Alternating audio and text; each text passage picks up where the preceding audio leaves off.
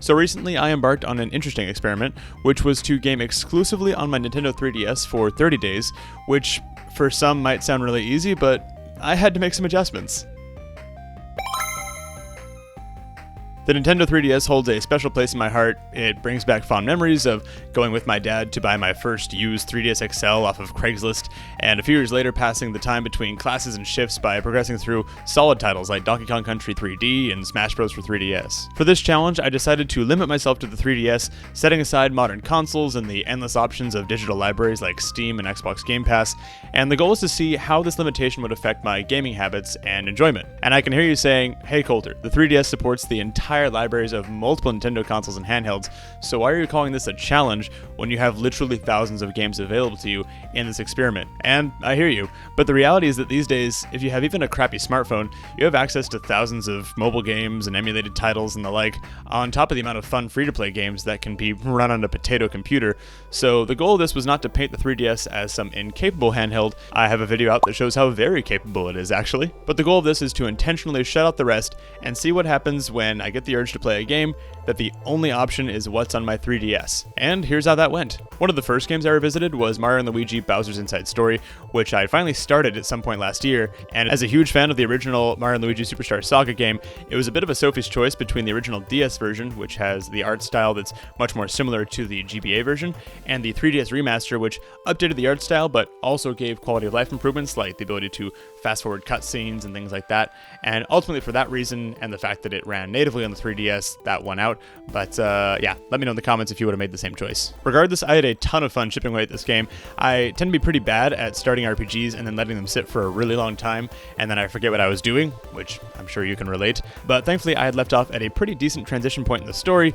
More on that in a bit. Also, during the 30 days, I explored other titles available on the 3DS, like the ability to emulate Super Nintendo titles I own, like Donkey Kong Country 1, which I have yet to beat, and any Super Nintendo title is a huge rush of nostalgia for me, so this was a lot of fun. Also, weird thing, but playing even emulated titles on a Nintendo device felt surprisingly authentic since it's a Nintendo game on Nintendo hardware, especially compared to the flood of retro handhelds that have come out recently, so yay for authenticity, I guess. I also had a lot of fun trying out 3DS titles I hadn't played before on my preloaded RedProClub.com 3DS. Shout out to them, by the way, for sending over this sick 3DS, and be sure to check out the link in the description for 10% off of what they have on their store, as well as checking out their Black Friday promotions. They've got some really cool stuff going on. They've got Vitas and 3DSs and SPs and all kinds of stuff, so be sure to check them out. And one of those games was Super Mario All-Star Sports, which served as a fun replacement for my Rocket League addiction. I was also morbidly curious about the more aggressive ports, like the 3DS version of The Amazing Spider-Man, which I had on Xbox 360. And yes, like I thought, they had to take some shortcuts, like replacing cutscenes with just some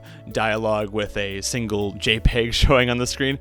But the core gameplay mechanics were surprisingly well ported, so I had some fun with those. Now, it wouldn't be a proper 30-day 3DS challenge if I didn't talk about the fact that this thing is also just a straight-up DS, which is S tier for us 2000s kids, and as part of the challenge, I'd planned to play some DS Download Play with my brother during a visit. We ended up getting distracted with other stuff, but the fact that DS Download Play is still an option is wonderful, and you'll know what I mean if you grew up with that one friend who had a copy of Mario Kart DS, and then the other 7 of us who could still jump on wirelessly and race as a shy guy, because that's how Nintendo shamed you if you didn't own the game yourself.